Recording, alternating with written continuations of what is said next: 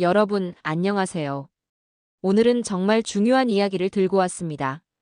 바로 이달 15일에 발표된 부동산 대책인데요. 이게 얼마나 강력하냐면요. 서울에 집 사려던 분들이 밤새 부동산 중개업소로 달려갔다고 합니다. 왜냐고요? 하루만 늦어도 수천만 원이 더 들 수 있거든요. 서울 전역이 규제 지역이 되다니. 자, 이번 대책의 핵심을 먼저 말씀드리겠습니다. 서울 25개 자치구 전체와 경기도 12개 지역이 조정 대상 지역과 투기과열지구로 지정되었습니다. 여기서 잠깐 조정 대상 지역이 뭐냐고요? 쉽게 말하면 정부가 여기는 집값이 너무 올라서 위험해요라고 딱지를 붙인 곳이라고 보시면 됩니다. 그런데 이게 전부가 아닙니다. 서울 전역이 토지거래 허가구역으로 지정되는데 이건 서울 역사상 처음 있는 일입니다. 토지거래 허가구역이 뭐냐고요? 이제 서울에서 집을 사려면 관청에 가서 저 집 사도 되나요? 라고 물어보고 허락을 받아야 한다는 겁니다. 그리고 허락을 받고 집을 사면 무조건 2년 동안 그 집에서 살아야 합니다. 상상해 보세요. 서울 강북구에 작은 아파트 하나 사는데도 이제는 구청에 가서 저 진짜 여기서 살 거예요 라고 증명해야 하는 거죠. 그냥 투자 목적으로 집 한 채 더 사려던 분들은 이제 꿈도 꾸지 마시라는 얘기입니다. 은행 대출? 그거 옛날 얘기입니다. 자, 더 충격적인 내용이 남았습니다.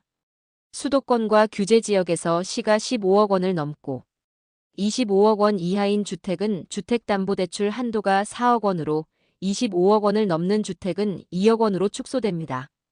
15억 원 이하 주택만 기존처럼 6억 원을 유지하고요. 이게 무슨 말이냐면요. 예를 들어 20억짜리 아파트를 사려고 합니다. 예전 같으면 은행에서 6억 원을 빌릴 수 있었어요. 그럼 14억 원만 있으면 됐죠. 그런데 이제는 고작 4억 원밖에 못 빌립니다. 16억 원을 현금으로 준비해야 한다는 거죠. 6억짜리 아파트를 사려는데 은행에서는 2억 4천만 원만 빌려준다는 겁니다. 나머지 3억 6천만 원은 현금으로 준비해야 합니다. 서울 서초구 반포동의 한 부동산 중개업소 대표는 이렇게 말했다고 합니다. 고가 주택은 아예 보유 현금이 없으면 사지 말라는 말이나 다름없다고요. 정말 적나라한 표현 아닙니까? 전세 끼고 집 사기. 이제 불가능합니다.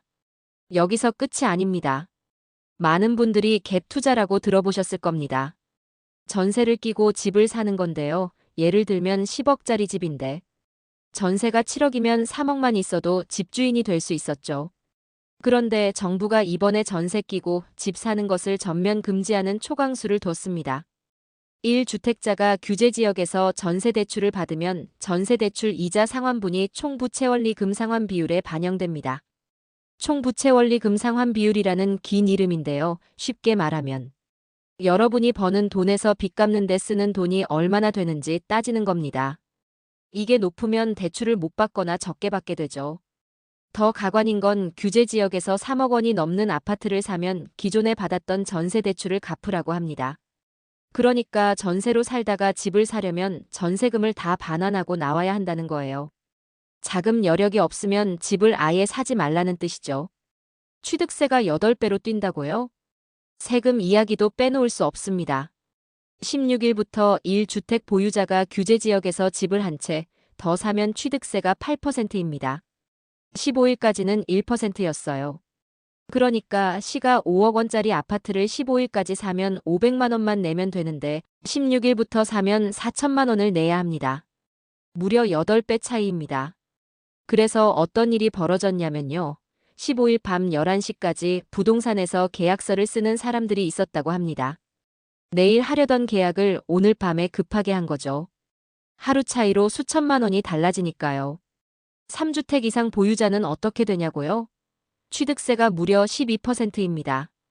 10억 원짜리 집을 사면 취득세로만 1억 2천만 원을 내야 한다는 겁니다. 이쯤 되면 다주택자들은 아예 손을 떼라는 말 같지 않나요? 대출 심사는 더 까다로워집니다. 정부는 스트레스 금리를 1.5%에서 3%로 올렸습니다. 스트레스 금리가 뭐냐고요? 은행이 대출 심사할 때 금리가 더 오를 수도 있으니까 그것도 감안해서 갚을 수 있는지 보자는 겁니다. 이게 2배로 올랐으니 대출 한도가 확 줄어들겠죠.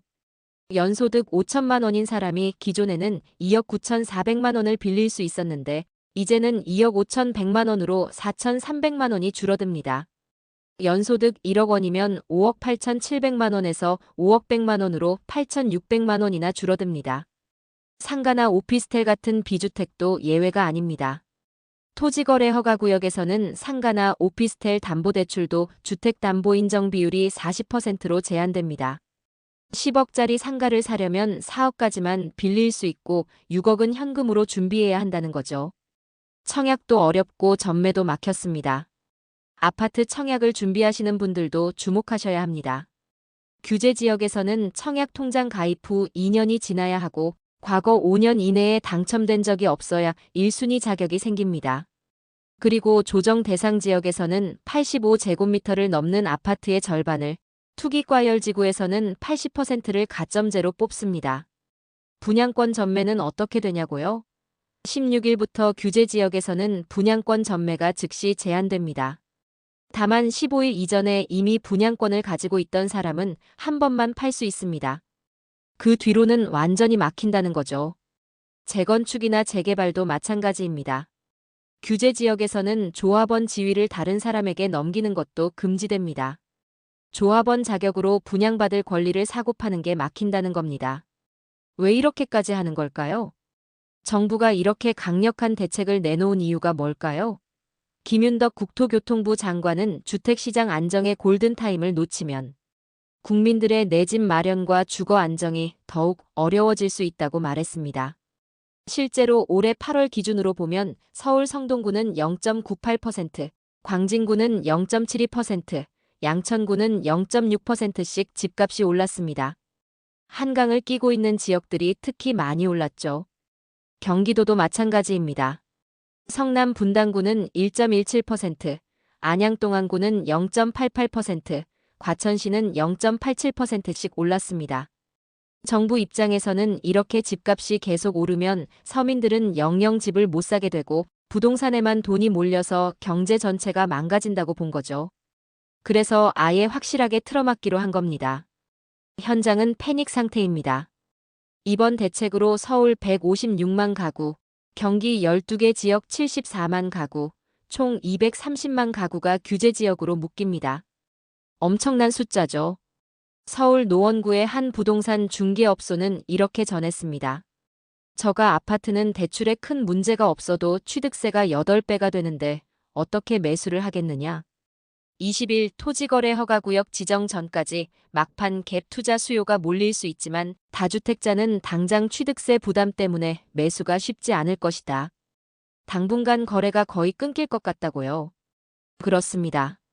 15일까지는 마지막 기회라고 생각한 사람들이 몰려들었고 20일 전까지는 토지거래 허가를 안 받아도 되니까 또 한 번 기회를 잡으려는 사람들이 있을 겁니다.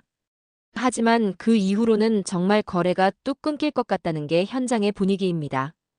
부동산 불법 행위는 이제 끝입니다. 정부는 규제만 강화한 게 아닙니다. 국무총리 소속으로 부동산 불법 행위 감독 기구를 설치합니다. 이 기구는 직접 조사하고 수사할 수 있는 권한을 가집니다.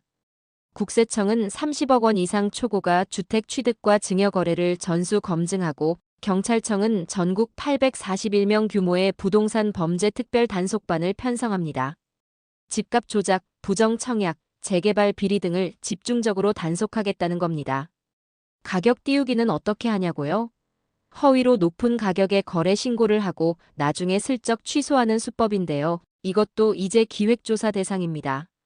사업자 대출을 받아서 부동산에 쓰는 것도 전수조사한다고 합니다. 그럼 앞으로 어떻게 될까요? 전문가들의 의견은 조금씩 다릅니다. 한 대학 교수는 당분간 서울 전역은 거래가 일시적으로 위축될 수밖에 없다. 다만 과거에도 규제 강화가 집값 안정으로 이어지지 않았던 만큼 공급이 수반되지 않은 상태에서 수요를 완전히 억제하기는 어려울 것이라고 지적했습니다. 맞는 말입니다. 아무리 규제를 해도 집이 없으면 소용없다는 거죠. 그래서 정부도 공급 대책을 함께 내놓았습니다. 지난 9월 7일에 발표한 수도권 135만 가구 공급 계획을 차질 없이 추진하겠다는 겁니다. 공급 전담 조직도 신설한다고 합니다. 하지만 공급은 시간이 걸립니다. 당장 내년이나 내후년에 100만 가구가 생기는 게 아니거든요. 그 사이에 집값이 어떻게 될지는 아무도 모릅니다. 규제로 꽁꽁 묶어놓으면 거래가 줄어들 수는 있지만 실제 수요는 여전히 있으니 잠깐 잠잠해졌다가 규제가 풀리면 또다시 폭등할 수도 있다는 게 전문가들의 우려입니다. 서울시는 반발하고 있습니다. 흥미로운 건 서울시의 반응입니다. 서울시는 실무 차원에서 정부의 일방 통보만 있었고 서울 전역 지정 시 부작용을 건의했음에도 강행 발표했다며 강하게 반발했습니다. 서울시 입장에서는 이렇게 광범위하게 규제를 하면 거래가 얼어붙고 오히려 집값이 더 오를 수도 있다고 본 거죠.